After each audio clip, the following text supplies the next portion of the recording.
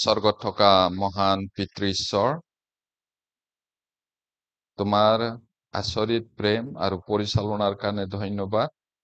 যি মহা পৰিত্ৰাণ আমি পালো, সেই পৰিত্ৰাণ, সেই অনুগ্ৰহ, সেই আনন্দ, সেই শান্তি জগতত অনেক অনেক মানুহ আছে, তেওঁলোকে পোৱা নাই। প্ৰভু, তেওঁলোকক ক'লেও তেওঁলোক থৰডিঙীয়া, অবিশ্বাসী, অবাধ্য। তথাপি তুমি সকলো জাতি ভাষা-ভাষীৰ আগত তোমাৰ বাক্য প্ৰচাৰ কৰিবলৈ কৈছা। আমাক তুমি শক্তি দিয়া, সহায় কৰা, মণ্ডলী ভাই ভনীবিলাকক। বৰষুণ বতৰ, বানপানী অট্টত হৈ থকাৰ কাৰণে দূৰ দূৰত থকা ভাই ভনীবিলাকে গীৰ্জাত আহিব পৰা নাই। তুমি তেওঁলোকৰ লগত থাকা, তেওঁলোকক তুমি সহায় কৰা। আমি যিকেইজনে ইয়াত আছো, সকলোৰে ওপৰত তোমাৰ অনুগ্ৰহ হওক, শাস্ত্ৰীয় বচন বুজিবলৈ সহায় কৰক। প্ৰাৰ্থনা যীশু নামত খুজিছো, আমেন।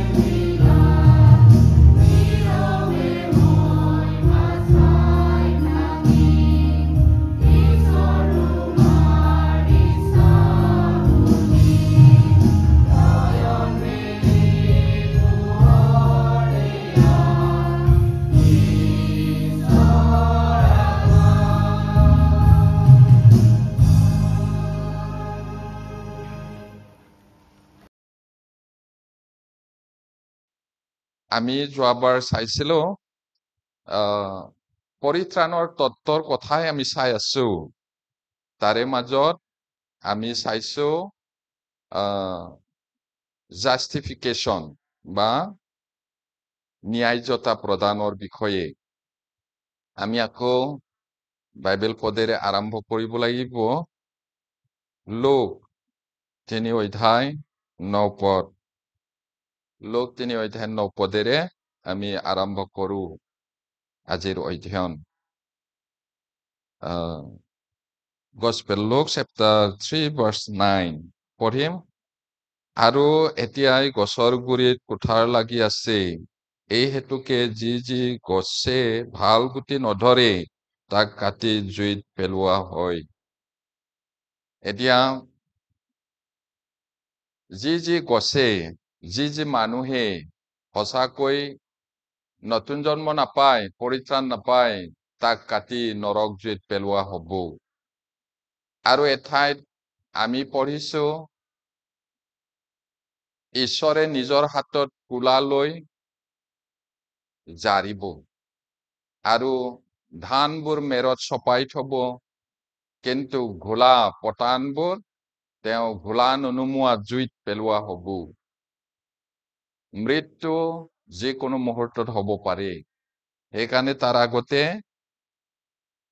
সঁচাকৈ মন পালটন হ'ব লাগিব আৰু মন পালটনৰ উপযুক্ত ফলেৰে ফলৱান হ'ব লাগিব। কথাৰে মাত্ৰ নহয়, সঁচাকৈ জীৱনত প্ৰকাশ পাব লাগিব। সঁচাকৈ নতুন জন্ম পাইছোনে নাই পোৱা, সেইটো। তাৰপিছত আমি ন্যায়্যতাৰ ফলাফল এইটো চাইছিলো। এতিয়া জাষ্টিফিকেশ্যন বা আমাক ধাৰ্মিক কৰাৰ পিছত কেনেকৈ আমাক ধাৰ্মিক কৰা হ'ল, কেনেকৈ আমি ধাৰ্মিক হলো, সেইটো যোৱাবাৰ আমি চাইছিলো।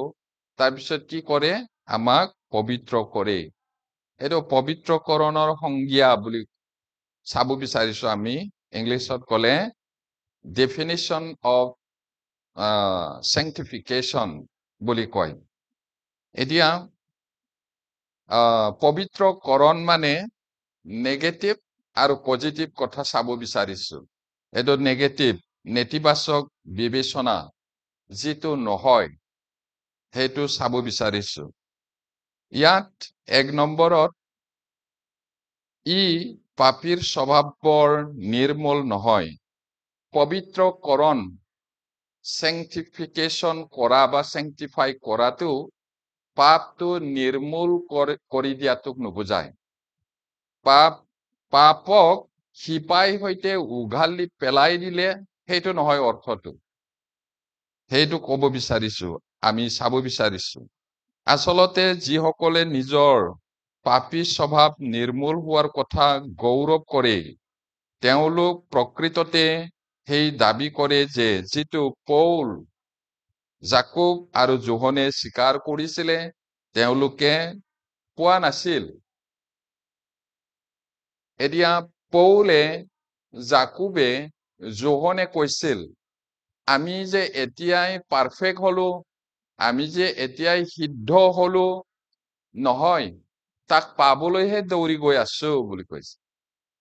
কিন্তু কিছুমানে মই পবিত্ৰ হলো আৰু পাপটো মোৰ পৰা সম্পূৰ্ণ নিৰ্মূল কৰিলে বুলি দাবী কৰে।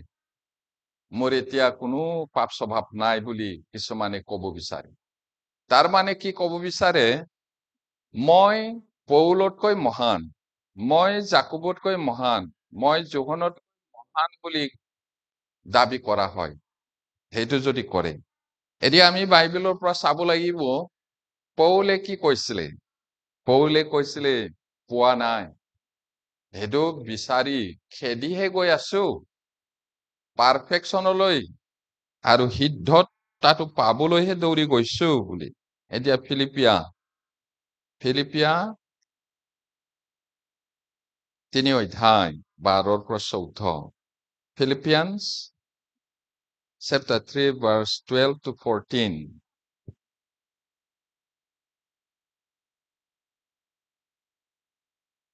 পালানুক্ৰমে পঢ়িম।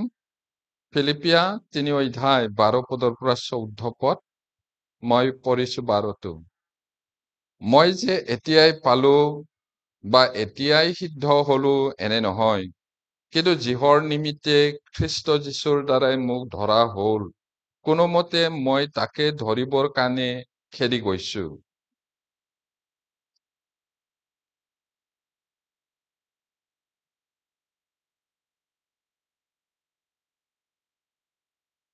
পঢ়িম।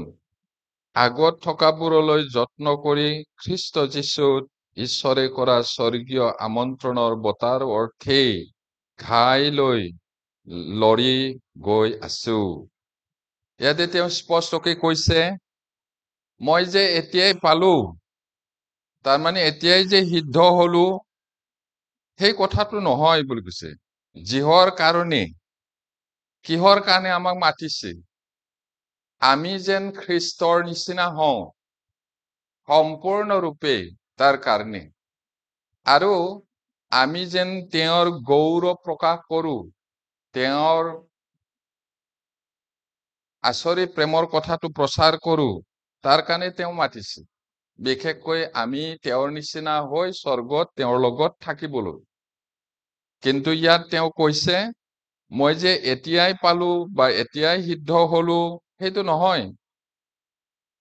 কিন্তু যিহৰ নিমিত্তে খ্ৰীষ্ট যীশুৰ দ্বাৰাই মোক ধৰা হ'ল, কোনোমতে মই তাকে পাবলৈ দৌৰি গৈ আছো, খেদি গৈ আছো, সেইটো কৈছে। এতিয়া আকৌ কি কৈছে 13 পদত, হে ভাই বিলাক, মই যে ধৰিলো নিজৰ বিষয়ে এনে ভাৱ এতিয়ালৈকে কৰা নাই।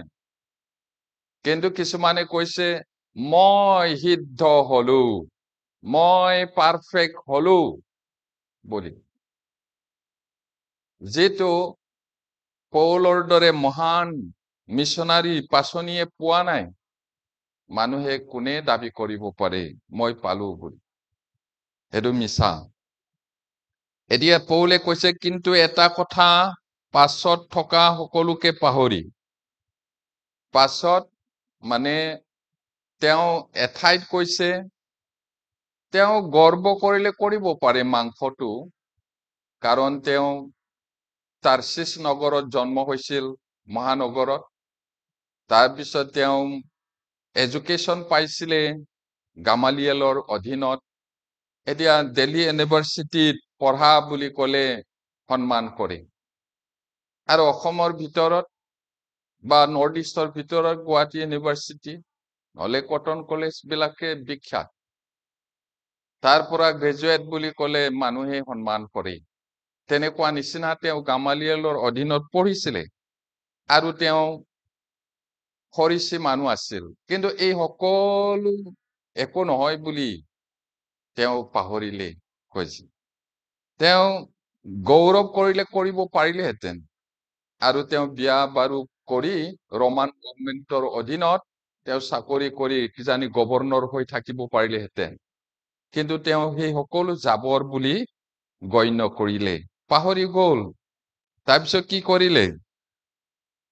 আমাৰো হয়তো আগৰ জীৱনত বহুত ডাঙৰ কিবা কিবি থাকিব পাৰে, সেইটো একো নহয়।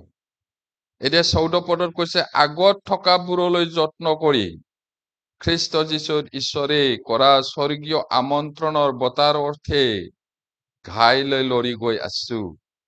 আমি আটাইকে নতুন জন্ম পোৱাৰ পিছত প্ৰভু যীশুৰ নিচিনা দিনে দিনে পবিত্ৰ হৈ গৈ থকাটো বিচাৰে। আৰু আমি নতুন জন্ম পোৱাৰ পিছত যি ঈশ্বৰক গৌৰৱৰ কাৰণে কৰো, তাৰ কাৰণে পুৰস্কাৰ আছে। আৰু সেইটো আমাক দিব, সেইটোলৈহে চাই তেওঁ আগলৈ গৈ আছিলে। আৰু তেওঁৰ বিশ্বাস জীৱন যিমানে বয়স পাই গৈছিলে, সিমানেই নম্ৰ হৈ গৈছিলে। চৌল মানে মহান জনা, পৌল মানে সৰু। আমি যদি বাইবেলটো পঢ়ো, শেষত আমি দেখিবলৈ পাম তেওঁ কৈছিলে মই সৰুতকৈও সৰু বুলি। সৰুতকৈও সৰু।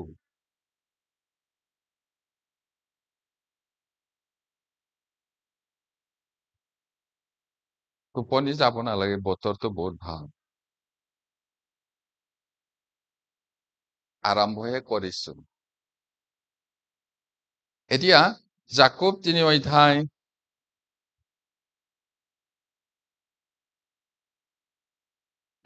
2 পদ।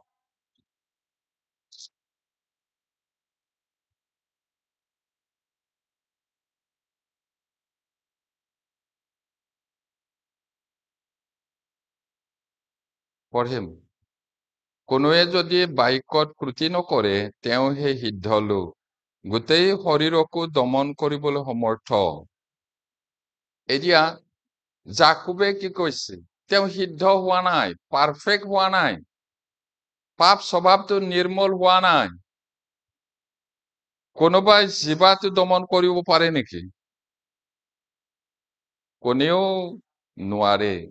কোনোবাই যদি কথা কোৱাত ভুল নকৰে, তেওঁহে সিদ্ধ মানুহ, পাৰফেক্ট মানুহ বুলি কোৱাটো। আৰু গোটেই শৰীৰটোকো দমন কৰিব পাৰে। জিভা শৰীৰৰ অংগবোৰৰ এটা সৰু অংগ, কিন্তু ভয়ানক হয় বুলি কৈছে। আৰু সেই জীৱাটো যিজনে দমন কৰিব পাৰে, তেওঁহে সিদ্ধ মানুহ। জাকোবেও নিজে স্বীকাৰ কৰিছে, নোৱাৰে। কিন্তু কিছুমানে মই নিষ্পাপী হলো কেনেকে কয়, সেইটো নহয়। এতিয়া আমি চাওঁ জাকোব, প্ৰথম যোহন 1 অধ্যায়, 1 John,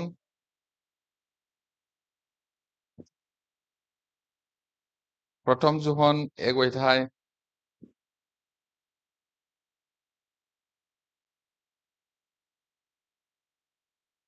8-9 পদ।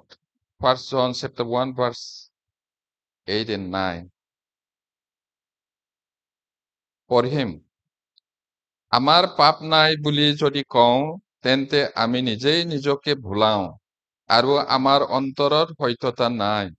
কিন্তু আমি নিজ নিজ পাপবোৰ স্বীকাৰ কৰিলে বিশ্বাসী আৰু ধাৰ্মিক যে তেওঁ আমাৰ পাপবোৰ ক্ষমা কৰে আৰু সকলো অধৰ্মৰ পৰা আমাক শুচি কৰে। এতিয়া চাওক, পাপটো নিৰ্মূল কৰা নাই, পাপ স্বভাৱটো। সেই পাপ স্বভাৱৰ সৈতে জীয়াই থাকি বিশ্বাস জীৱন যাপন কৰি তাক জয় কৰিবলৈ কাৰণেহে আমাক দিছে। এতিয়া যোহনে কৈছে, আমাৰ পাপ নাই বুলি যদি কওঁ, আমাৰ ইয়াতে প্লুৰেলত আছে, তোমালোক বুলি কোৱা নাই, নিজকো ইনক্লুড কৰিছে।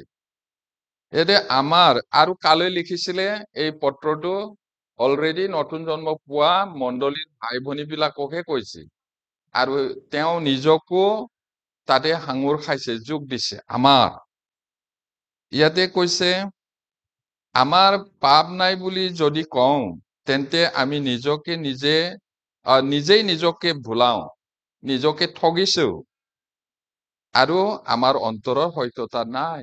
কোনোবাই যদি কয়, কোনোবাই কব পাৰিবনে? নোৱাৰো। এতিয়া কিন্তু আমি নিজ নিজ পাপবোৰ স্বীকাৰ কৰিলে বিশ্বাসী আৰু ধাৰ্মিক যে তেওঁ আমাৰ পাপবোৰ ক্ষমা কৰে। আমি স্বীকাৰ কৰিব লাগিব আমাৰ পাপবোৰ, আৰু তেতিয়া তেওঁ ক্ষমা কৰে। তেওঁ ধাৰ্মিক, আৰু তেওঁ আমাৰ সকলো অধৰ্মৰ পৰা শুচি কৰিব, ক্ষমা কৰিব। মেইন কথাটো ক্ষমা খুজিব লাগিব। সেইটো এতিয়া কোনে কব পাৰে মই সম্পূৰ্ণ সিদ্ধ হলো আৰু আমাৰ পাপ স্বভাৱটো সম্পূৰ্ণ নিৰ্মূল কৰিলে বুলি? নোৱাৰে। এতিয়া আকৌ পাপ স্বভাৱ আছে বুলি পাপ কৰিব পাই এনে নহয়, পাপ নকৰিবলৈ আপ্ৰাণ চেষ্টা কৰিব লাগিব। তাৰপিছত তাতে 2 অধ্যায় 1 পদটো চাওঁ। প্ৰথম যোহন 2 অধ্যায় 1 পদ, 1 John chapter 2 verse 1 পঢ়িম। হে মোৰ বোপাহঁত, তোমালোকে যেন পাপ নকৰা, এই আশয়েৰে মই তোমালোকলৈ এইবোৰ কথা লিখিছো। আৰু কোনোৱে যদিও পাপ কৰে, তথাপি পিতৃৰ আগত আমাৰ সহায়কৰ্তা ধাৰ্মিক যীশু আছে। কেলে চিঠিখন লিখিছিলে, কালৈ লিখিছিলে, কিয় লিখিছিলে? ইয়াতে নতুন জন্ম পোৱা ভাই ভনী বিলাকলৈ লিখিছিলে, আৰু তেওঁ বয়সত, আত্মিক বয়সত বৃদ্ধ আছিলে, আৰু সেইকাৰণে যিসকললৈ লিখিছিলে তেওঁলোকক হে মোৰ বোপাহঁত বুলি কবলৈ যোগ্য হয়। শাৰীৰিক বয়সতো বৃদ্ধ আছিলে, আৰু আত্মিক বয়সতো তেওঁ বৃদ্ধ আছিল। সেইকাৰণে তেওঁ হে মোৰ বোপাহঁত বুলি কৈছিল। তোমালোকে যেন পাপ নকৰা, সেইকাৰণে লিখিছো, তোমালোকে যেন পাপ নকৰা, এইকাৰণে মই এইবোৰ লিখিছো। আৰু কোনোবাই যদি পাপ কৰে, তথাপি পিতৃৰ আগত আমাৰ সহায়কৰ্তা প্ৰভু যীশু, ধাৰ্মিক প্ৰভু যীশু আছে, উকিল। শয়তানে আমাৰ বিৰুদ্ধে ঈশ্বৰৰ আগত গৈ কমপ্লেইন কৰে কৈছে। কেনেকে জানিম সঁচা বুলি? ইয়বৰ বিষয়ে স্বৰ্গজানে ঈশ্বৰক কোৱা নাই, তুমি কৰ পৰা আহিলা? পৃথিৱীৰ ইফালৰ পৰা সিফালে ঘূৰি ফুৰি আহিলো। তুমি মোৰ ধাৰ্মিক ইয়বক লক্ষ্য কৰিছানে বুলি ঈশ্বৰে সুধিছিলে।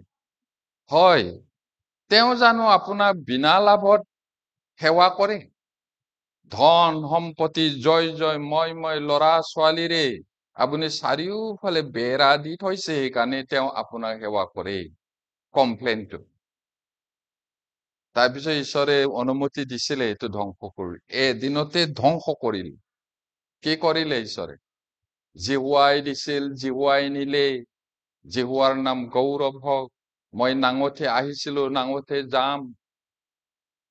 অকলে আহিছিলো, অকলে যাম। পাপ কৰা। এতিয়াও কি কৰে বুলি কৈছে? এইটো চেন্ট্ৰেল চাৰ্চৰ আমুকিটো ইমান বেয়া। এইটো আপোনাৰ ছোৱালী নহয়, মোৰহে হয়। এই জগতৰ বেয়া মানুহবিলাকতকৈও বেয়া কৰেচোন, চাওকচোন। তেতিয়া কি কৰে? আমাৰ প্ৰভু যীশু ধাৰ্মিক হয়, এতিয়াও কাম কৰি আছে, উকিলৰ দৰে ওকালতি কৰি আছে আপোনাৰ কাৰণে, মোৰ কাৰণে। হে পিতৃ, চাওক, মই তাইৰ কাৰণে মৰিলো, মই তেওঁৰ কাৰণে মৰিলো। এইটো কাৰণে আমি পাপ কৰি থাকিলে আকৌ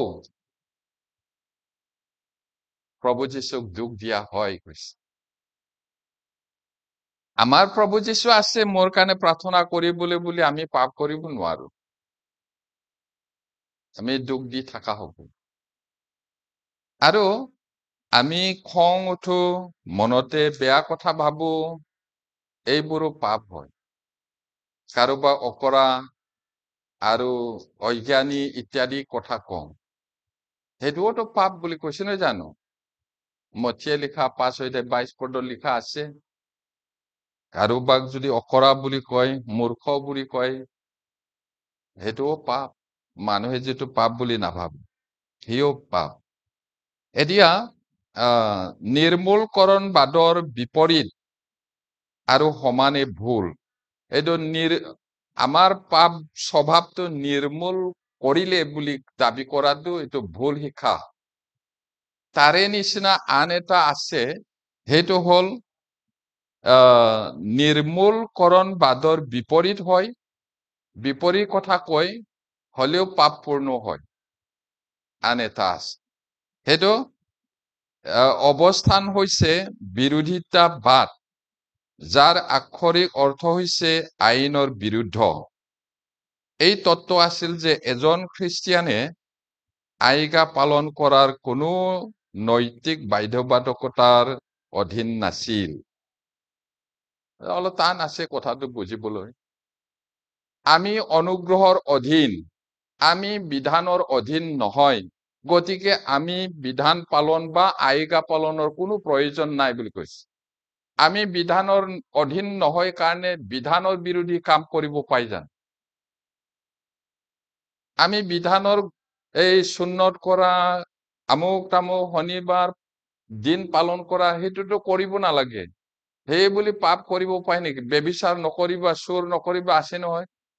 বিধানৰ অধীন নোহোৱাৰ কাৰণে সেইটো কৰিব পাই নেকি? নহয়।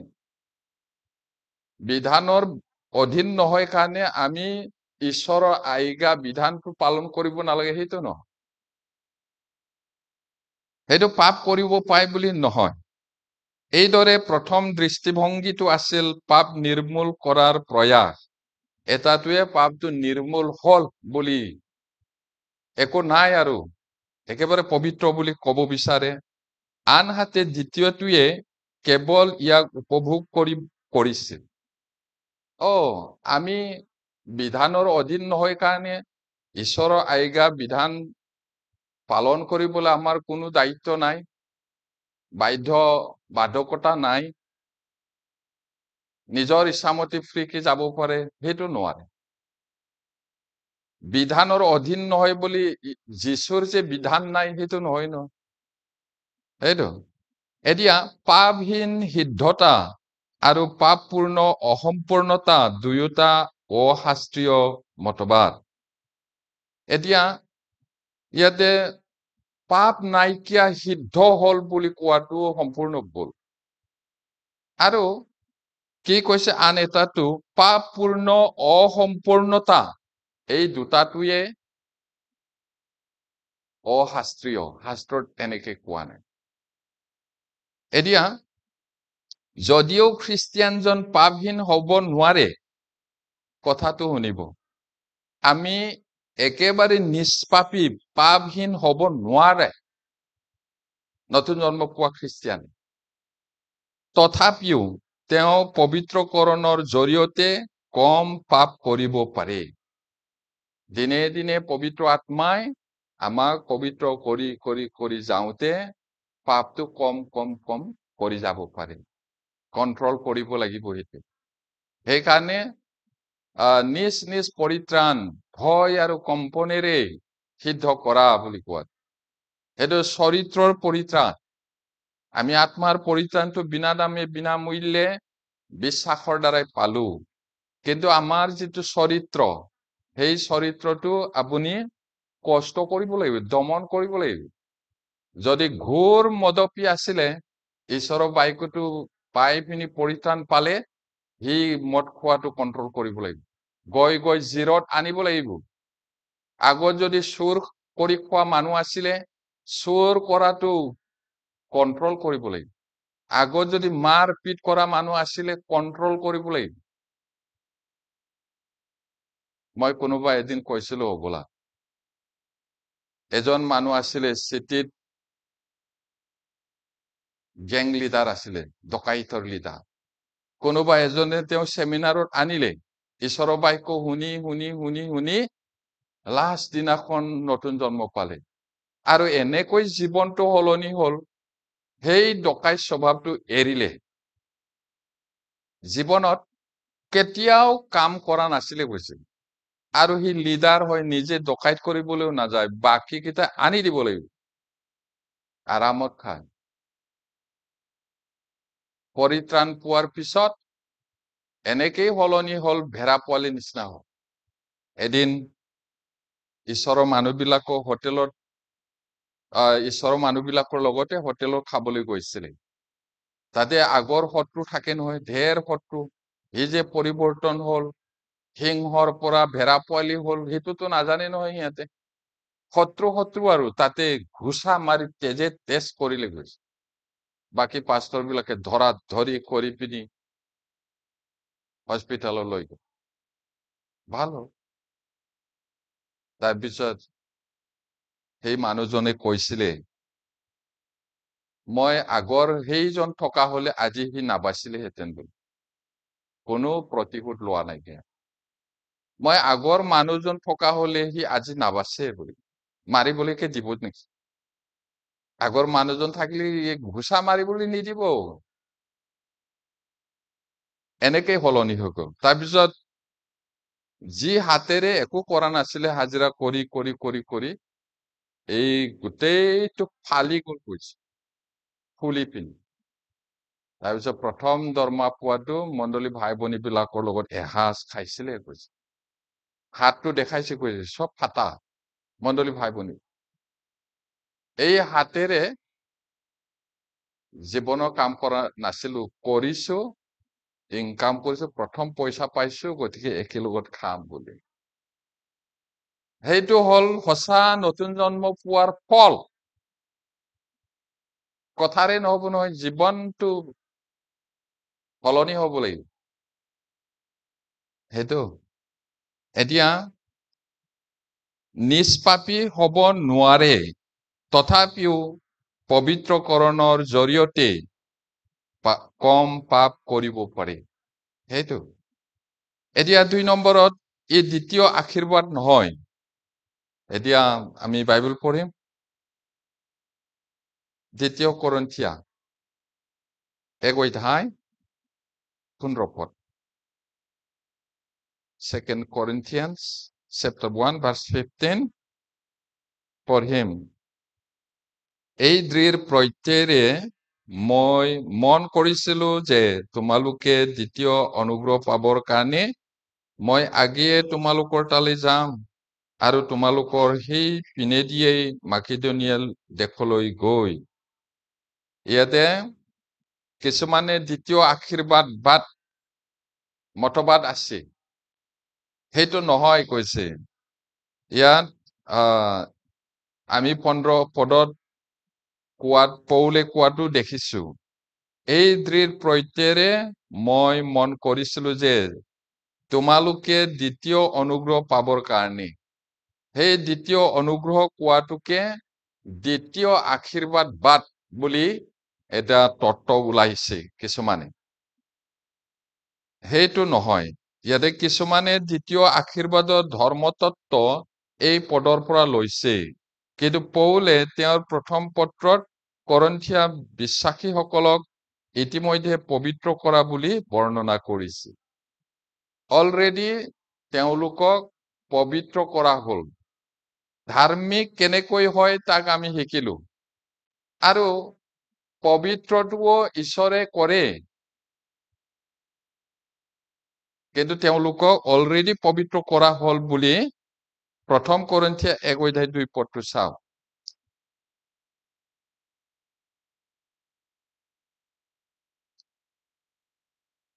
প্ৰথম কৰিন্থিয়া 1:2 পদ, তেওঁলোকক ইতিমধ্যে পবিত্ৰ কৰিলে আৰু আশীৰ্বাদ কৰা আছিল। পঢ়িম। কৰিন্থত থকা ঈশ্বৰৰ যি মণ্ডলী অৰ্থাৎ খ্ৰীষ্ট যীশুৰ পবিত্ৰ কৰা যি আমন্ত্ৰিত পবিত্ৰ লোক আছে, তেওঁবিলাকৰ আৰু সকলো ঠাইতে আমাৰ অৰ্থাৎ তেওঁবিলাকৰো আমাৰো প্ৰভু যীশু খ্ৰীষ্টৰ নামত প্ৰাৰ্থনা কৰা সকলো লোকৰ সমীপলৈ। এতিয়া তেওঁলোকক অলৰেডি পবিত্ৰ কৰা হ'ল। এইটো দ্বিতীয় আশীৰ্বাদ মতবাদৰ কথাটো নিমিলে ইয়াৰ লগত। এতিয়া আমাৰ পিতৃ ঈশ্বৰ আৰু প্ৰভু যীশু খ্ৰীষ্টৰ পৰা তোমালোকলৈ অনুগ্ৰহ হওক বুলি কৈছে। আকৌ 6 অধ্যায় চেপ্টাৰ 6 ভাৰ্চ 11, তাকো একেলগে পঢ়িম। চেপ্টাৰ 6 ভাৰ্চ 11 পঢ়িম। তোমালোক কোনো তেনেকুৱা লোক আছিলা, কিন্তু এতিয়া আমাৰ প্ৰভু যীশু খ্ৰীষ্টৰ নামেৰে আৰু ঈশ্বৰৰ আত্মাৰে তোমালোক ধৌত হলা, পবিত্ৰকৃত হলা আৰু ধাৰ্মিক বুলি গণিত হলা। এতিয়া আগতে চোৰ, ডকাইত, ব্যভিচাৰী, ঠগ প্ৰবঞ্চক আছিলে, কিন্তু প্ৰভু যীশুক বিশ্বাস কৰাৰ পিছত ইয়াতে বহুত কথাটো ইয়াত কৈছে। তেওঁলোক নতুন জন্ম পোৱাৰ আগতে কেনেকুৱা মানুহ আছিলে? ব্যভিচাৰী, দেৱপূজক, লোভিয়া, চোৰ, পুংমৈথনী, পৰস্ত্ৰীকামী, সুখাভিলাষী, মতলীয়া, নিন্দক, অপহাৰক, এনেকুৱা মানুহ আছিল। এতিয়া তেওঁলোকক নতুন জন্ম পোৱাৰ লগে লগে ঈশ্বৰে পবিত্ৰ কৰিলে, সেইটো কৈছে। ধুলে আৰু পবিত্ৰ হলা তোমালোক আৰু ধাৰ্মিক বুলি হিচাপ কৰা হ'ল। এইটো সেই দ্বিতীয় আশীৰ্বাদ, সেই মতবাদৰ নিচিনা নহয় এইটো। এতিয়া তৃতীয়তে পবিত্ৰ আত্মাৰ দ্বাৰা বাপ্তিস্মাও নহয়, যিটো নহয় নেতিবাচক নেগেটিভ কথাটো চাই আহি আছো। এতিয়া কৰিন্থিয়া 12 অধ্যায় 13 পদ, 12 অধ্যায় 13 পদ চাও, পঢ়িম। আৰু আমি যিহুদী হওঁ বা গ্ৰীক হওঁ, দাস হওঁ বা স্বাধীন হওঁ, সকলোৱে এক শৰীৰ হবলৈ এক আত্মাত বাপ্তাইজিত হলো আৰু সকলোৱে এক আত্মা পান কৰিবলৈ পালো। এইটো ইয়াতে চালে পবিত্ৰ আত্মাৰ দ্বাৰা বাপ্তাইজিত হোৱা নিচিনা। ইয়াতে পৌলে কৈছে যে সকলো বিশ্বাসীয়ে পবিত্ৰ আত্মাৰ দ্বাৰা বাপ্তিস্মা হৈছে, তেওঁলোকৰ ব্যক্তিগত আত্মিক অৱস্থা যিয়েই নহওক কিয়। আকৌ এতিয়া আমি যদি চাওঁ, আমি তুলনা কৰিব লাগিব 3 অধ্যায় 1 পদৰ পৰা 4 পদলৈ। 3 অধ্যায় বেক চাইডত আকৌ 1 পদৰ পৰা 4 পদলৈ। পঢ়িম। হে ভাইসকল, আত্মিক লোকক কোৱাৰ দৰে মই তোমালোকক ক'ব নোৱাৰি, মাংসিক লোকক কোৱাৰ দৰে, খ্ৰীষ্টৰ সম্বন্ধীয় শিশুবোৰক কোৱাৰ দৰেহে ক'ব পাৰিলো। মই তোমালোকক টান আহাৰ নোখোৱাই গাখীৰ খুৱাইছিলো, কিয়নো তেতিয়া নোৱাৰিছিলা, এনেকি এতিয়াও নোৱাৰা, কাৰণ তোমালোক এতিয়াও মাংসিক হৈ আছা। কিয়নো তোমালোকৰ মাজত ঈৰ্ষা আৰু বাদ বিবাদ থকাত তোমালোক মাংসিক নোহোৱানে? আৰু তোমাৰ মানুহৰ দৰে আচাৰ ব্যৱহাৰ নকৰানে? কিয়নো কোনোৱে মই পৌলৰ, আন কোনোৱে মই আপোলৰ বুলি কোৱাত তোমালোক মানুহ নোহোৱানে? এতিয়া ইয়াতে আমি দেখিছো সেইটো তেওঁলোকে পবিত্ৰ আত্মাৰ দ্বাৰাই বাপ্তাইজিত হোৱাৰ কথাটো নহয়। ইয়াতে তেওঁবিলাক আত্মিক হ'ব পৰা নাই, মাংসিক। আৰু যিবিলাকে পৰিত্ৰাণ পোৱা নাই, তেওঁবিলাক স্বাভাৱিক মানুহ। মাংসিক মানুহ মানে পৰিত্ৰাণ পাইছে, কিন্তু আত্মাৰে চালিত হোৱা নাই। পাপ স্বভাৱৰ সৈতে জীৱন যাপন কৰি আছে, তেওঁবিলাক মাংসিক। আত্মিক মানে আত্মাৰে পৰিপূৰ্ণ, আত্মাৰে পৰিচালিত হোৱা। এতিয়া ইতিবাচক বা পজিটিভ কথাটো আমি চাব বিচাৰিছো এতিয়া। অথনি যিটো চাইছো সেইটো নহয় বুলি। এতিয়া ইতিবাচক বিবেচনা, পবিত্ৰকৰণ নতুন নিয়মত প্ৰায় 300 বাৰ আৰু পুৰণি নিয়মত 760 বাৰ বিভিন্ন ৰূপত দেখা যায়, যাৰ বাবে বাইবেলত সৰ্বমুঠ 1060 বাৰ কৈছে। পবিত্ৰকৰণ বা চেংটিফিকেশ্যন কথাটো, পবিত্ৰ কৰা কথাটো 1060 বাৰ আছে পুৰণি নিয়মত। নতুন নিয়মত 300 বাৰ আছে, আৰু পুৰণি নিয়মত 760 বাৰ। 1060 বাৰ পবিত্ৰ কৰা, পবিত্ৰ হোৱা এই কথাটো উল্লেখ কৰিছে। এতিয়া এই সকলোবোৰ দৃষ্টান্তৰ মূল অৰ্থ হ'ল আছতীয়াকৈ ৰাখা। পবিত্ৰ কৰা মানে ছেপাৰেটকৈ ৰাখা, বা কি বুলি কৈছিলে এইটো, অভিষেক কৰা, অভিষেক কৰি ৰাখা, পবিত্ৰ কৰা মানে। এতিয়া আমি উদাহৰণ চাম। দিন আৰু ঋতুবোৰ পবিত্ৰ কৰা হৈছিল। দিন, ঋতু, ঈশ্বৰে এইবোৰ পৃথক কৰিছিলে, পবিত্ৰ কৰিছিলে। আদি পুস্তক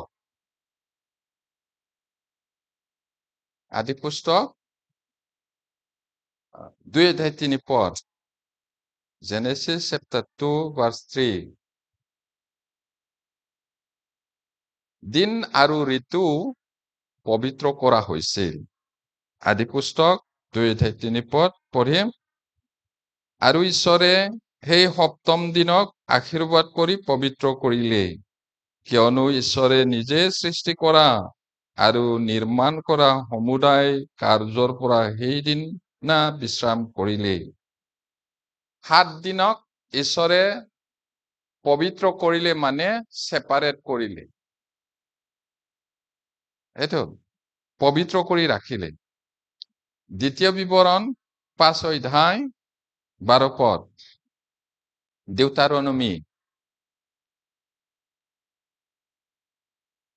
deuteronomy chapter 5 verse 12। দ্বিতীয় বিৱৰণ 5:12 মই পঢ়িছো।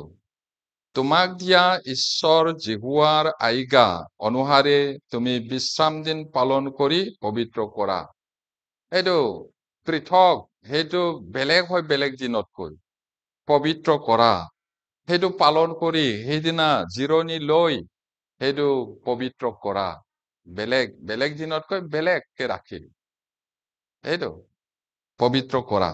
নহিমীয়া 13:19-22 নহিমীয়াটো চাওক। নহিমীয়া chapter 13:19-22।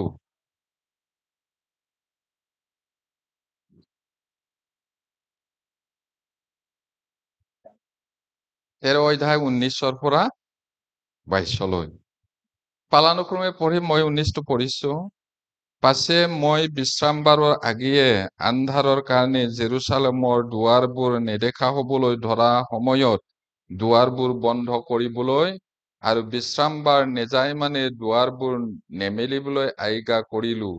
আৰু বিশ্ৰামবাৰে কোনো বোজা ভিতৰলৈ যেন অনা নহয়, এই নিমিত্তে মই মোৰ জনদিয়েক দাসক দুৱাৰৰ ওপৰত নিযুক্ত কৰিলো।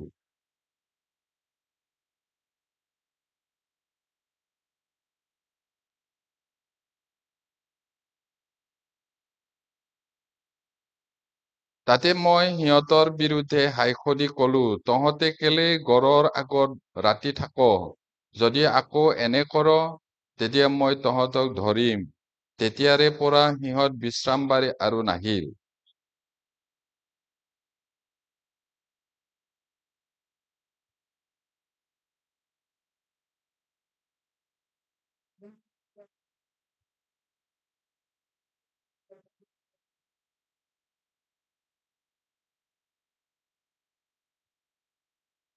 ধন্যবাদ। 22 পদত ইয়াতে বিশ্ৰাম দিনক পবিত্ৰ কৰিবৰ নিমিত্তে সেইটো বিশ্ৰাম দিন পবিত্ৰ কৰিছিল। দিন ঋতু ঈশ্বৰে পবিত্ৰ কৰিছিল। তাৰপিছত জুৱেলটো চাওঁ। জুৱেল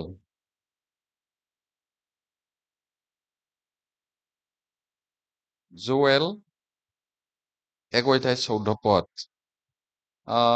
9-9-1 পৃষ্ঠাত চাওক অসমীয়াত। 9-9-1 পৃষ্ঠাত 1 অধ্যায় 14 পদ। আমি আটাই পঢ়িম 1 অধ্যায় 14 পদ। তোমালোকে পবিত্ৰ উপবাস নিৰূপণ কৰা, সমাজ গোট খাবলৈ ঘোষণা কৰা, তোমালোকৰ ঈশ্বৰ জিহুৱাৰ গৃহত বৃদ্ধবিলাক আদি কৰি দেশ নিবাসী আটাই লোকক গোট খোৱাই জিহুৱাৰ আগত কাটৰোক্তি কৰা। ইয়াতে তোমালোক পবিত্ৰ উপবাস নিৰূপণ কৰা। এইদৰে তেওঁ দিনটো পবিত্ৰ কৰিছিল। 2 অধ্যায় 15 পদ। তাতে 2 অধ্যায় 15 পদ পঢ়িম। তোমালোক চিয়নত হিঙা বজোৱা, পবিত্ৰ উপবাস নিৰূপণ কৰা, সমাজ গোট খাবলৈ ঘোষণা কৰা, প্ৰজাবিলাকক গোটোৱা। চিয়ন মানে জেৰুচালেমটো জায়ন, ইংলিছত জায়ন কৈছে, অসমীয়া চিয়ন। সেই চিয়ন পৰ্বতৰ ওপৰতহে জেৰুচালেম হয়। পৰ্বত বুলি কওঁতে আমাৰ ভাৰতৰ পৰ্বত নিচিনা প্ৰকাণ্ড ভয়ানক ওখ নহয় ইছৰায়েলৰ পৰ্বতবিলাক। ইমান ওখ হিমালয় নিচিনা নহয়।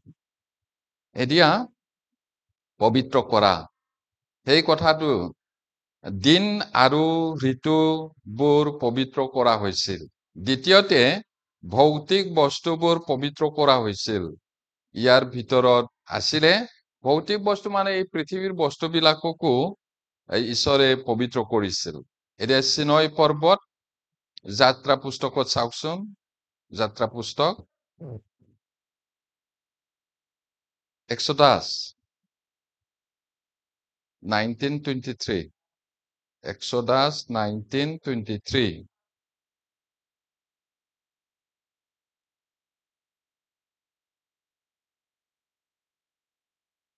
19:23 পঢ়িম। তাতে মচিয়ে জিহুৱাক ক'লে, লোকবিলাক চিনয় পৰ্বতৰ ওপৰলৈ আহিব নোৱাৰে, কিয়নো পৰ্বতৰ সীমা নিৰূপণ কৰি তাক পবিত্ৰ কৰা বুলি তুমি আমাক দৃঢ় আজ্ঞা দিছিলা। এতিয়া চাওক, ঈশ্বৰে পৰ্বতটোকো পবিত্ৰ কৰি ৰাখিছিলে।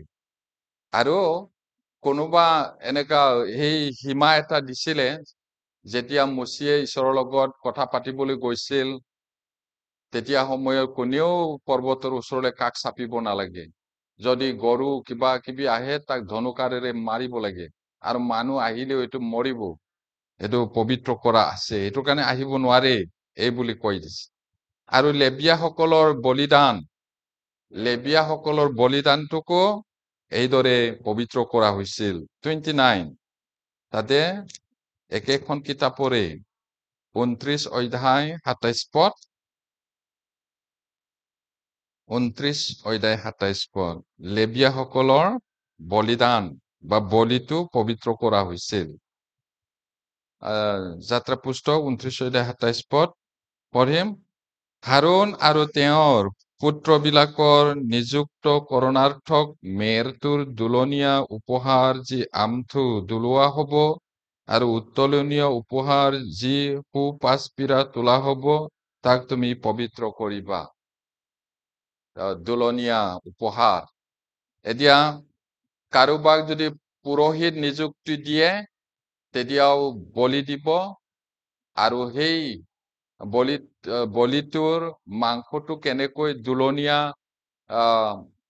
উৎসৰ্গ কৰিব, আৰু কিটো উৎসৰ্গ কৰিব, কেনেকে থব, সেইটো পবিত্ৰ কৰা হৈছে। সেইটো আৰু পথাৰবোৰকো ঈশ্বৰে পবিত্ৰ কৰিছে। লেবিয়া পুস্তক চাওক, লেবিয়া পুস্তক 27 অধ্যায় 22 পদ।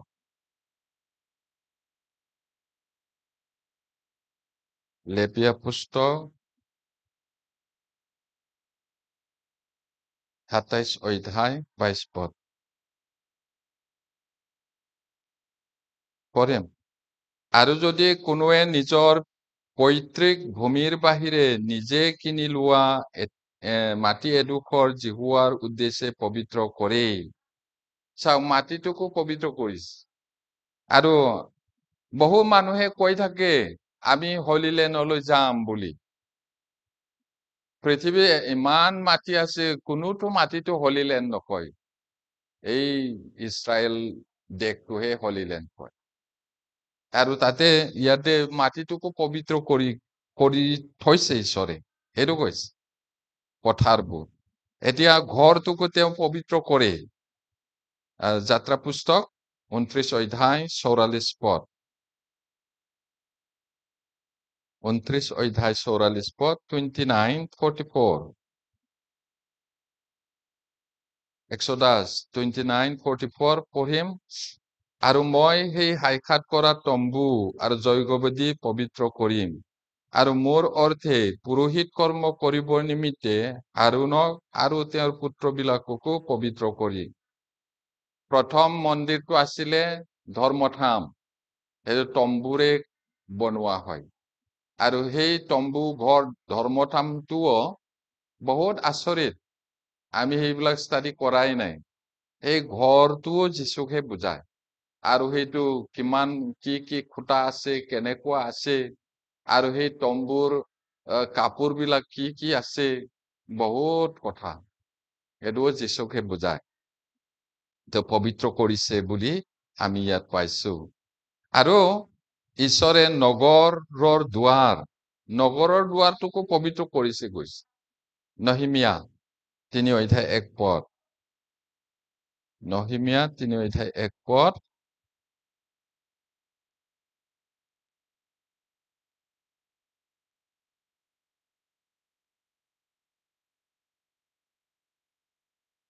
Nehemiah chapter 3 verse 1.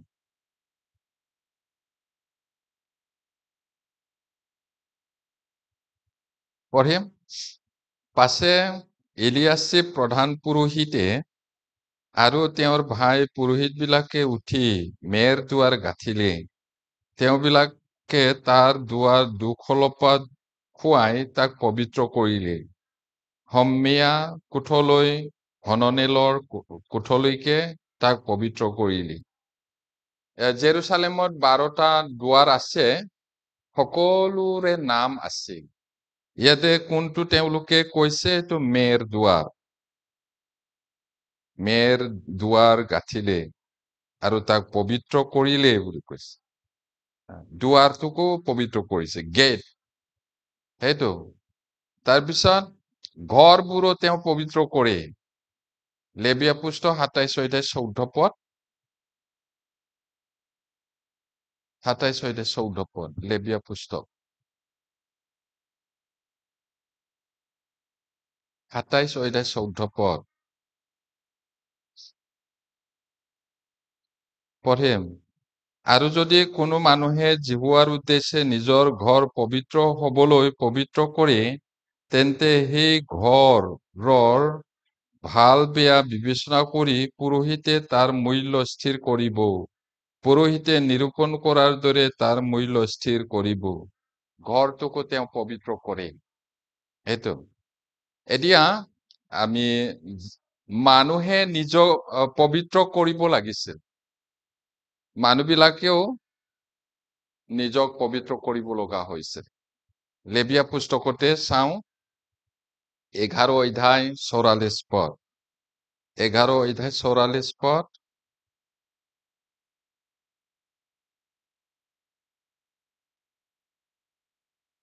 পঢ়িম। কাৰণ মই তোমালোকৰ ঈশ্বৰ জিহুৱা, এই হেতুকে তোমালোকে নিজকে পবিত্ৰ কৰি পবিত্ৰ হোৱা, কিয়নো মই পবিত্ৰ। তোমালোকে মাটিৰ ওপৰত বগাই ফুৰা ভূচৰ জন্তুবোৰৰ দ্বাৰাই নিজকে অশুচি নকৰিবা। এতিয়া এইটো পুৰণি নিয়মৰহে কথা, আমাৰ নহয় বুলি ক'ব নোৱাৰি। আমিও নিজকে পবিত্ৰ কৰিব লাগিব, কাৰণ ঈশ্বৰ পবিত্ৰ। আমি পবিত্ৰ হবৰ কাৰণে তেওঁ আমাক উদ্ধাৰ কৰিলে। সেইটো কাৰণে আমিও পবিত্ৰ হব লাগিব।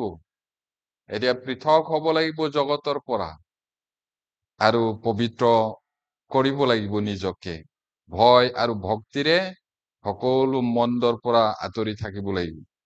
এজন মানুহে আন এজনক পবিত্ৰ কৰিব পাৰিছিল। এতিয়া যাত্ৰা পুস্তকত চাওঁ Exodus chapter 13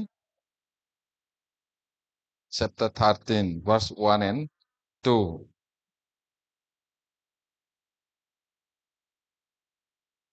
পঢ়িম।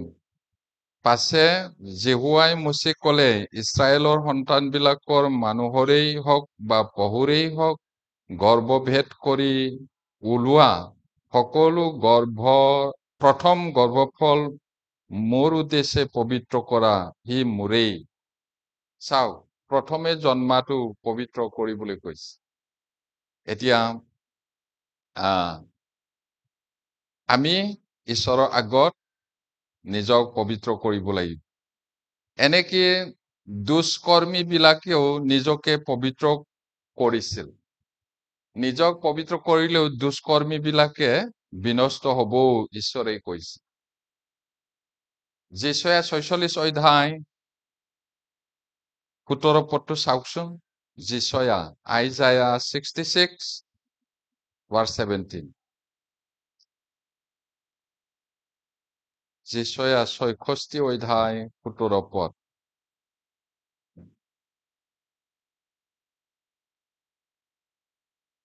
825 পৃষ্ঠাত আছে। পঢ়িম।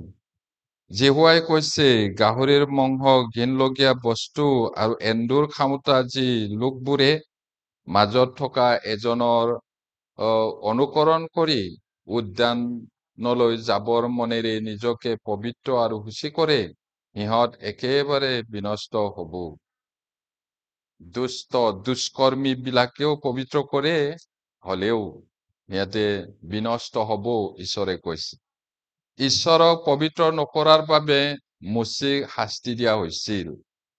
এদিন কি হল, আমি আগতে বাইবেলটো পঢ়ি লওঁ। দ্বিতীয় বিৱৰণ 32 অধ্যায় 51 পদ। দ্বিতীয় বিৱৰণ 32 অধ্যায় 11 পদ। Deuteronomy chapter 32 verse 51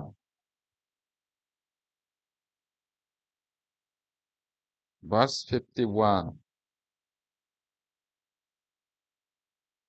পঢ়িম। কিয়নো চিন অৰণ্যত কাদেশত থকা মিৰিবা পানীৰ গুৰিত তোমালোকে ইছৰাইলৰ সন্তানবিলাকৰ মাজত মোৰ সাক্ষাতে অপৰাধ কৰিলা। ইছৰাইলৰ সন্তানবিলাকৰ মাজত মোক পবিত্ৰ বুলি মান্য নকৰিলা। মানুহৰ মাজত আটাইতকৈ নম্ৰ আছিল বুলি কৈছে। নম্ৰতা ট্ৰেইনিংটো কিমান বছৰ হৈছিলে? আমাৰতো 1 বছৰ 2 বছৰ 3 বছৰটো বাপৰে বাপ বুলি কয়। মুচি যেতিয়া ৰাজকাৰেঙত আছিলে, তেওঁ ভাবিছিলে মই সকলো যুদ্ধবিদ্যা জানো, মই সকলো ভাষাৰ অফিচিয়েল কামবিলাক লিখিব জানো, মিছৰীয়া বিদ্যা, ধনুকাৰ মাৰিবলৈ, তৰোৱাল চলাবলৈ, নাও বাবলৈ, ৰথ চলাবলৈ। গতিকে মই পাৰো, I am somebody, I can save my people বুলি গ'ল বিচাৰি। ইছৰাইল বিলাকে কাম কৰি থকা জাগাত গ'ল, এজন মিছৰীয়া মানুহটোৱে ইছৰাইলীয়া মানুহক অন্যায় কৰি মাৰি আছিলে। একেবাৰে কেনেকে মাৰিলে নাজানো, বাইবেলত লিখা নাই। মৰাই পিনি বালিত পুতি থৈ দিলে। কেলে মোৰ জাতিটো তই মাৰি। তাৰপিছত এই কথাটো ইজনে সিজনে শুনিলে। নেক্সট দিনাখন আকৌ চাবলৈ গ'ল, তেওঁ ৰাজকুমাৰ হয় মিছৰৰ। তেতিয়া চাবলৈ যাওঁতে দুইজন মিছৰীয়া মানুহ ভাই ককাইৰ মাজতে, নিজৰ জাতিৰ মাজতে কাজিয়া হৈ আছে। কেলে ভাই ভাইৰ মাজত তোমালোকে কাজিয়া কৰিছা বুলি কওঁতে, আমাৰ ওপৰত বিচাৰক কোনে পাতিলে তোক বুলি? যোৱাকালি সেই যে মিছৰে মাৰি পিনি বালিত পুতি থৈছিলা, আমাকো মাৰিবা নেকি? সেইটো কথাটো তাক কলে। নিজৰ মানুহবিলাকে তেওঁক বুজি নাপালে, তেওঁলোকৰ ভালৰ কাৰণে কৰিছিলে। তেতিয়া সঁচাকৈ এই কথাটো সকলোৱে জানিলে, ৰজাৰ কাণলৈ গ'ল, ৰজাই মোক মাৰি পেলাব। এই বুলিহে সকলোকে ত্যাগ কৰি ঈশ্বৰৰ মানুহবিলাকৰ লগত থকাটো, দুখ কষ্ট পোৱাটোৱে ভাল হব বুলি পলালে। সকলো সম্পত্তি, ৰাজকাৰেং এৰি পিনি দলংটো ভাঙি গ'ল হৈছে। ঘূৰি আহিব নোৱাৰা এনেকুৱা দলংটো ভাঙি। আমি কেনেকুৱা, দলংটো দৰকাৰ হলে আকৌ যাম বুলি খ্ৰীষ্টলৈ আহিছে, নে দলংটো ভাঙি পিনি আহিছে? কেনেকুৱা ভাঙা নাই হবলা কিছুমান এতিয়াও মাজে সময়ে অহা যোৱা কৰি থাকে। দলংটো ভাঙিব লাগিব আৰু কোনোদিন ঘূৰি নাযাবলৈ। মচিয়ে এইদৰেহে আহিছে। তাৰপিছত ঈশ্বৰে যেতিয়া তেওঁ নিজৰ বল শক্তিৰে ইছৰাইলক বচাব বিচাৰিছিলে, তেতিয়াতো বল শক্তি 40 বছৰ বয়স, বহুত বলৱান হব পাৰে। হোৱা নাই বুলি নম্ৰ হবলৈ কিমান বছৰ শিকালে? 40 বছৰ। নম্ৰ, তুমি নম্ৰ নহয়, নোৱাৰা, মই তোমাক চলাব নোৱাৰো, বলা ট্ৰেইনিঙলৈ। 40 বছৰ অৰণ্যত ট্ৰেইনিং দিছে। শহুৰেকৰ ভেড়া ছাগলী চৰাই কেতিয়াবা কিজানি পিছল খাই ছাল বাকলি গৈছিলে বোলা আঁঠুবোৰ। আৰু মিছৰীয়াৰ দেখাত ভেড়া গৰু ছাগলী চৰোৱা মানুহটো আটাইতকৈ ঘিনলগীয়া মানুহ। যোচেফৰ কাহিনীত পোৱা নাই জানো? মিছৰীয়া বিলাকে ইব্ৰী বিলাকৰ লগত খোৱা বোৱা কৰিব নাপায়, কাৰণ সিহঁতে ভেড়া চৰোৱা ঘিনলগীয়া মানুহ। সেইকাৰণে সি একেবাৰে ঘিনলগীয়া ভেড়া চৰোৱা হলগৈ তাত। তাৰপিছত গৈ একেবাৰে আগতে আই এম সামবডি কৈছে, ইংলিছত কলে মানে। তাৰপিছত 40 বছৰ যেতিয়া অৰণ্য থাকিলে, ভেড়া চৰোৱা মানুহটো কি আই এম নবডি বুলি। সেইকাৰণে ঈশ্বৰে কওঁতে, বলা এতিয়া টাইম হৈ গল, মেচিয়ৰ হৈ গল। 40 আৰু 40 কিমান হল? 80 বছৰ। আমাৰ অৱস্থা কি হব 80 বছৰত? কিন্তু মচিক মাতিছে, এতিয়া পুৰত হৈছা, বলা নম্ৰতাটো ভাল, মই তোমাক চলাব পাৰো। এদিন জোপোহাতে জুয়ে পুৰিলে, জুয়ে পুৰি আছে কিন্তু গছটো পুৰা নাই। কি আচৰিত কাণ্ড! এই এফলীয়া হৈ গৈ পেলাই চাওঁতে মচি বুলি। তেতিয়া তেওঁ উত্তৰ দিলে, তোমাৰ চেন্দেলটো খোলা, যত থিয় হৈ আছে এইটো পবিত্ৰ স্থান। তাৰপিছত তেওঁ কৰিলে, তোমাৰ হাতত কি আছে? ভেড়া চৰোৱা লাঠি। মাটিত পেলাই দিয়া বুলি পেলাই দিওঁতে সাপ নিজৰ লাঠিৰ পৰা পলাইছিলে কৈছে ন বাইবেলত চাওকচোন নিজৰ লাঠি তাৰপিছত ধৰা আকৌ নেগুৰত মোৰ কাৰণে হলেও নোৱাৰিলোহেঁতেন মই গৈ পিনে নেগুৰত ধৰিব লাগে পাৰিব ধৰোতে আকৌ লাঠি এতিয়া মোৰ ইছৰাইলক মানে মোৰ সন্তান বিলাকক উলিয়াই আনিব লাগে who am I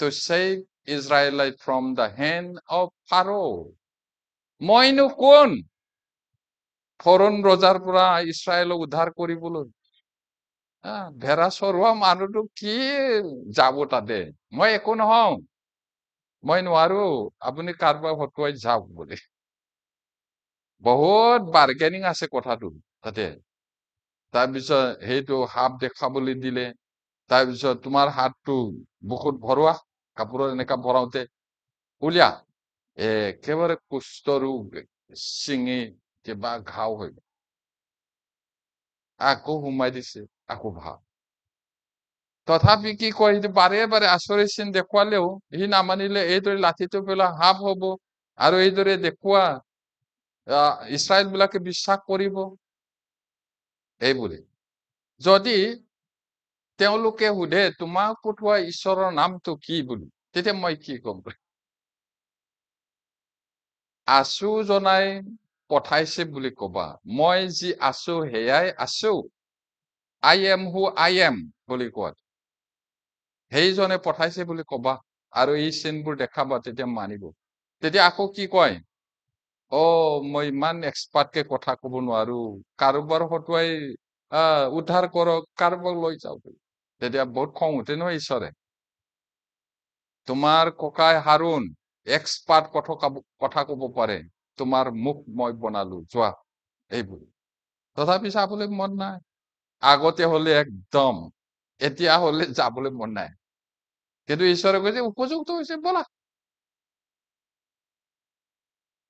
এইদৰে গল কাহিনীটো আমি জানো এদিনৰ কথা নহয় এইটো কিমান কষ্ট তাৰপিছত উলিয়াই আনিলে আনোতেও কিবা এটা কথা কবহে লাগে শিলটো ললেই নহয় দলিয়াম বুলি তাৰপিছত সি আকৌ কান্দে এদিন আকৌ ইমান বিদ্ৰোহী হৈ গল কুৰ দাথন অবিৰাম সিহঁতে ঈশ্বৰৰ বিৰোধে আৰু মচিৰ বিৰোধে উঠিল ঈশ্বৰে তেওঁৰ লগত মাত্ৰ কথা পাতে নেকি সিহঁতৰ লগত মাত্ৰ কথা কয় নেকি আমাৰ লগতো ঈশ্বৰ আছে সিহঁতে আমাৰ ওপৰত অধিকাৰ চলাব নেকি আমিও লিডাৰ হয় সেই আমকা ইফালে কিমান কিমান লগ কৰিলে 250 জন তাৰপিছত কি হল ঈশ্বৰে কৈছে তোমালোক সিহঁতৰ মাজৰ পৰা ওলা এক নিমিষত মই আটাইবোৰক ধ্বংস কৰিম তেতিয়া আকৌ উভৰি হৈ কান্দে মচি হে ঈশ্বৰ এজন পাপীৰ কাৰণে আটাইবোৰক মাৰি পেলাবানে তেতিয়া মিছৰীয়া বিলাকে কি কব মানুহে কি কব আকৌ ঈশ্বৰে মৰম কৰে তাৰপিছত কি কলে হলেও দোষীক নিৰ্দোষী নকৰে ঈশ্বৰে কি কৰিলে মানুহবিলাকক কোৱা মণ্ডলী মানুহবিলাকক এই কুৰ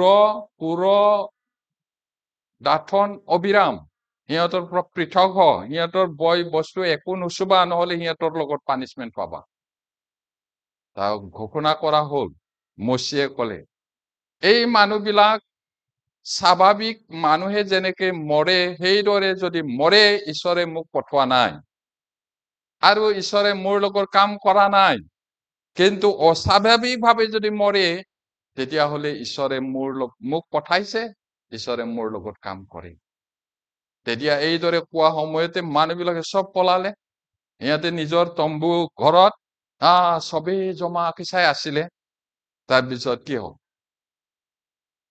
মাটিটো কিমান শব্দ হৈছিলে হবলা নাজানো ফালি পিনি গোটেইটো সোমাই গ'ল জিয়াকৈ চিঙৰিলে মানুহবিলাকে ভয়তে পলাল আমাকো গিলি পেলাব মাতিয়ে বুলি এইদৰে তেওঁলোক ধ্বংস হৈছিলে এতিয়া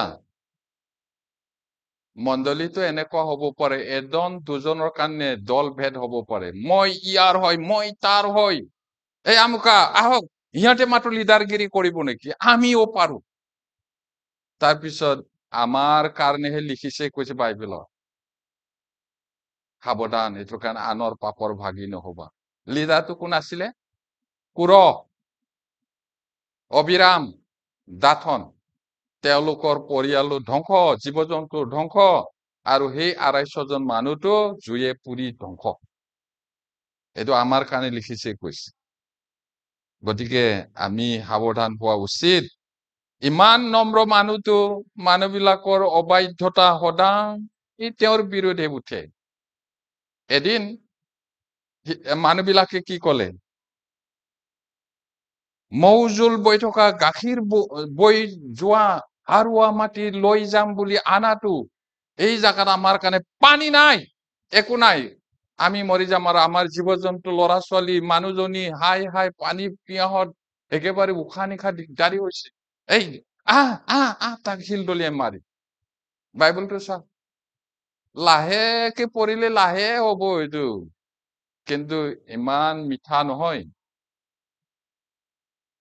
আহক সিহঁতক মাৰি পেলাও তাৰপিছত ঈশ্বৰৰ ওচৰত আকৌ কান্দি কলে ইমানবোৰ মানুহৰ কাৰণে পানী ক'ত পাম মৰুভূমিত তাৰপিছত তোমাৰ লাঠিটো লৈ সেই শিলক কথা কোৱা পানী ওলাবলৈ তাৰপিছত মচিৰো একেবাৰে ধৈৰ্য নাইকিয়া হৈ গল কিমান কিমান শুনি থাকিব নম্ৰ হলেও সেইদিনা খং উঠিলে গৈছে নহয় জানো খং উঠিলে তাৰপিছত শিলত ২ কোপ মাৰি দিলে তাৰপিছত পানীটো নদী ওলাল লাখ লাখ মানুহে পানী পৰিব সেই তাতে ঈশ্বৰে দুখ পালেই কৈছে এৰে আমি পঢ়িলো নহয় জানো পঢ়িলেও নে নাই মই আকৌ পঢ়ি দিছো কিয়নো চিন অৰণ্যত কাদেশত থকা মিৰিবা পানীৰ গুৰিত তোমালোকে ইছৰাইলৰ সন্তানবিলাকৰ মাজত মোৰ সাক্ষাতে অপৰাধ কৰিলা ইছৰাইলৰ সন্তানবিলাকৰ মাজত মোক পবিত্ৰ কৰি মান্য নকৰিলা খং উঠিলে ভুল হৈ গল পাপ হৈ গল ঈশ্বৰৰ দেশ ইমান নম্ৰ ইমান ভাল ঈশ্বৰে তেওঁৰ লগত মুখামুখি কথা পাতে কিন্তু মানুহবিলাকৰ বকনিত তেওঁলোকে সদায় শিল দলিয়াই মাৰিব বিচাৰে ইমান নম্ৰ মানুহ হলেও সেইদিনাখন খং উঠিল হে বিদ্ৰোহী পাপিষ্টবোৰ মই এই শিলৰ পৰা পানী উলিয়াম নেকি লাঠিটো লৈ মাৰি দিলে ২ বাৰ তাৰ কাৰণে ঈশ্বৰে দুখ পালে আৰু তোমালোকেও সোমাব নোৱাৰা সেই গাখীৰ মৌজুল বৈ থকা জাগা কিমান দুখৰ বিষয় এইটো কাৰণে বাইবেলৰ নতুন নিয়মত কি লিখিছে তোমালোকে নায়ক বিলাকৰ কথা শুনা আৰু যদি তেওঁবিলাকে কি বুলি কব এইটো একজেক্ট ভাষাটো পাহৰিছো যদি তেওঁলোক আৰ্তনাতেৰে যদি তোমালোকক প্ৰতিপালন বা চলাব লগা হয় তেতিয়াহ'লে তোমালোকৰ একো লাভ নহব কৈছে মণ্ডলীৰ মানুহবিলাকক সেইটো যদি বাধ্য হয় তেতিয়াহ'লে ঈশ্বৰৰ পৰা আশীৰ্বাদ পাব সেই মচিও দুখ পালে আৰু তেওঁকো সোমাবলৈ নিদিলে প্ৰাৰ্থনা কৰি আছিলে আৰু প্ৰাৰ্থনা নকৰিবা বুলি কৈছে ঈশ্বৰে তাত মোকো মাফ কৰি লৈ যাওক বুলি আৰু প্ৰাৰ্থনা নকৰিবা এই বিষয়ে হলেও ইমানেই দয়ালু ঈশ্বৰে একেবাৰে পৰ্বতত উঠি চাবলৈ দিছে সোমাবলৈ দিয়া নাই সেই কণানটো চাবলৈ দিছে পাহাৰৰ সেইটো বহুত আচৰিত পবিত্ৰ নকৰাৰ কাৰণে ঈশ্বৰে তেওঁক এইদৰে কৈছে এতিয়া ঈশ্বৰে খ্ৰীষ্টক পবিত্ৰ কৰিলে আৰু খ্ৰীষ্টে আপোনাৰ মোৰ কাৰণে নিজকে পবিত্ৰ কৰিলে। আপুনি মই আনৰ কাৰণে পবিত্ৰ জীৱন যাপন কৰিব লাগিব। খ্ৰীষ্টে আপোনাৰ মোৰ কাৰণে ক্ৰুচটো তুলি ললে আৰু প্ৰভুৱে কি কৈছে, তোমালোকে ক্ৰুচ তুলি লৈ মোৰ পাছে পাছে আহা। কোনোবাই যদি ক্ৰুচ মোৰ পাছত আহিবলৈ মন হয়, নিজকে দমন কৰা, নিজক দমন কৰা। যীশুৱে কোৱা নাই মোৰ ক্ৰুচ লৈ মোৰ পাছত আহা বুলি। তোমালোকে তোমালোকৰ ক্ৰুচ লৈ মোৰ পাছে পাছে আহা। যীশুৱে আপোনাৰ মোৰ পাপৰ কাৰণে ক্ৰুচটো বাৰু ললে। আপোনাৰ ক্ৰুচ মোৰ ক্ৰুচ মানে কি আকৌ? আনে আপোনাৰ ঠাট্টা, নিন্দা, মস্কৰা, তাৰণা কৰিবও সেই ক্ৰুচটো আপুনি বব লাগিব। আপোনাৰটো প্ৰভুৱে বলে, আনৰটো আপুনি বব লাগিব, আপোনালোকৰটো মই বব লাগিব। সেইটো ক্ৰুচ মানে মৃত্যু। এইদৰে বৈ বৈ বৈ যাব লাগিব, দমন কৰিব লাগিব। আমাৰ খং, ৰাগ, ঈৰ্ষা, অসূয়া, দুষ্টতা, হিংসা, এইবিলাক দমন কৰিব লাগিব। তাৰপিছত ক্ৰুচটো লৈ প্ৰভুৰ পাছে পাছে যাব লাগিব। আনৰ ক্ৰুচটো, তোমালোকৰ ক্ৰুচ, তোমাৰ ক্ৰুচ লৈ মোৰ পাছত আহা মানে প্ৰভুৱে আপোনাৰটো মোৰটো বৈ গল। এতিয়া মোৰটোতো পাপটো ক্ষমা হ'ল, কেলে আকৌ মই বব?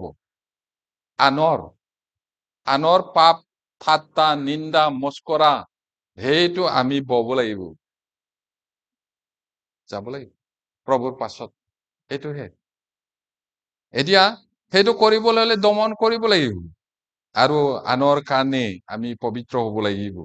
যোহন 10:36 শুভবাৰ্তা যোহন 10:36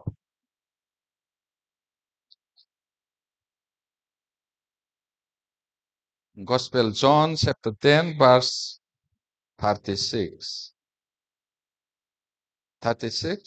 পঢ়িম। তেন্তে মই ঈশ্বৰৰ পুত্ৰ, এনে কথা কোৱাত পিতৃয়ে অভিষেক কৰি জগতলৈ পঠোৱা জনাক তুমি ঈশ্বৰ নিন্দা কৰিছা বুলি তোমালোকে কেনেকৈ কোৱা হয়? এতিয়া ঈশ্বৰে পবিত্ৰ কৰিলে আৰু সেই ঈশ্বৰে অভিষেক কৰা মানে পবিত্ৰ কৰি পৃথক কৰি পঠাই দিলে আপোনাৰ মোৰ কাৰণে মৰিবলৈ। সেই জনাকে যিহুদী বিলাকে, সেই যীশুৰ দিনৰ মানুহ বিলাকে তেওঁক ঈশ্বৰ নিন্দা কৰিছা বুলি কৈছিলে। এতিয়া খ্ৰীষ্টই নিজক পবিত্ৰ কৰিলে 17:19 তাতে একেখন কিতাপতে 17:19 পঢ়িম। আৰু তেওঁবিলাককো যেন সত্যতাত পবিত্ৰ কৰা হয়, এই আশয়েৰে তেওঁবিলাকৰ নিমিত্তে মই নিজকে পবিত্ৰ কৰো। আপোনাৰ মোৰ কাৰণে তেওঁ নিজকে পবিত্ৰ কৰিছে আৰু আপুনি আনৰ কাৰণে নিজে পবিত্ৰ জীৱন যাপন কৰিব লাগিব, সৎকৰ্ম কৰিব লাগিব। আমাৰ সৎকৰ্ম আৰু পবিত্ৰ জীৱনটো দেখি আনে যেন খ্ৰীষ্টলৈ আকৰ্ষিত হয় আৰু ঈশ্বৰৰ বাক্যটো যেন শুনে। বহু মানুহে বিশ্বাসী ভাই ভনীৰ বিপৰীত চৰিত্ৰৰ কাৰণে বাক্যটো শুনিবলৈ নাই। ভাল ভাল কথা কব পাৰে, নুশুনে। এইটো আমাক চাই আছে নহয় প্ৰিয় ভাই ভনী বিলাক, কিন্তু আমিহে গম পোৱা নাই। কোনোবা এজনে কৈছে, কিতাপত লিখিছে, শুভবাৰ্তা 4খন আছে বুলি কৈছে। মথি, মাৰ্ক, লুক, যোহন, আপোনাৰ লগত 5টা। বহুত জগতৰ মানুহে এই বাইবেলটো নপঢ়ে, শুভবাৰ্তা 4টাটো নাজানে। আপোনাক হলে পঢ়ি থাকে, আপোনাক পঢ়ি থাকে, আপুনি কেনেকুৱা হয়? যদি আপুনি ভাল নহয়, এনে কথা মাত্ৰ তেলিয়া তেলিয়া কয়, জীৱন যাপনটো সম্পূৰ্ণ বিপৰীত, কোনে শুনিব? নুশুনিব। এতিয়া